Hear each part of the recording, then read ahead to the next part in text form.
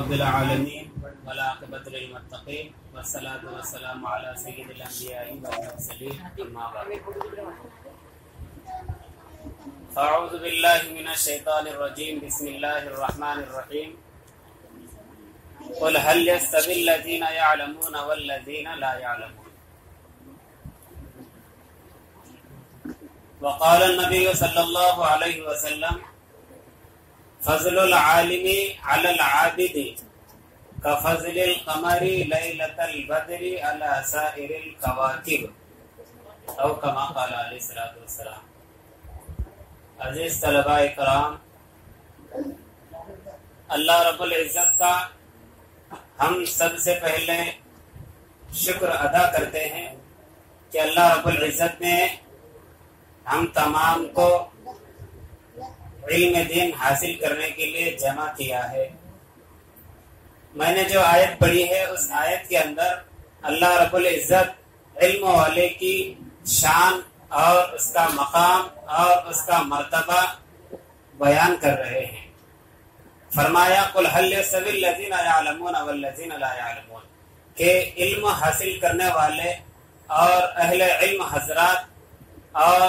وہ شخص جس کے پاس علم نہ ہو کہا کہ برابر نہیں ہو سکتے ہیں۔ اسی کی کفایت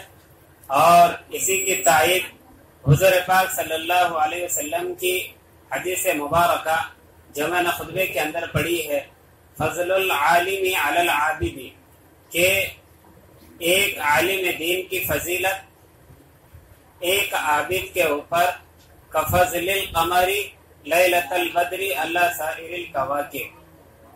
14ویں رات کی چاند کی طرح ہے۔ عزیز طلبہ، دھرتی پر بسنے والا انسان جب وہ اللہ رب العزت کی قدرت پر غور کرتا ہے اور اسی طریقے سے جب وہ آسمان کی طرف نظریں دوڑاتا ہے، دیکھتا ہے، تو آسمان کی طرف اس کو غور و فکر کرنے سے، دیکھنے سے ہزاروں کروڑوں جگمگاتے ہوئے تارے نظر آتے ہیں، لیکن ان کروڑوں اور ہزاروں تارے کے اندر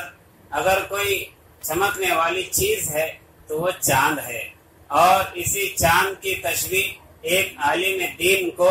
عابد کے اوپر دی ہے، اور یہ فرمایا ہے کہ عالم دین علم دین حاصل کرنے والا اور وہ شخص جس کے سینے کے اندر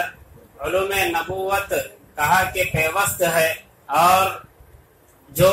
علم سے سرفراز ہے، اس کی مثال بھی کچھ ایسی ہی ہے دنیا کے بسنے والے انسانوں کے اندر جس طرح سے ایک چاند کی ہے۔ ہزاروں اور کروڑوں انسان دنیا کے اندر رہتے ہیں، بستے ہیں، لیکن اللہ رب العزت کی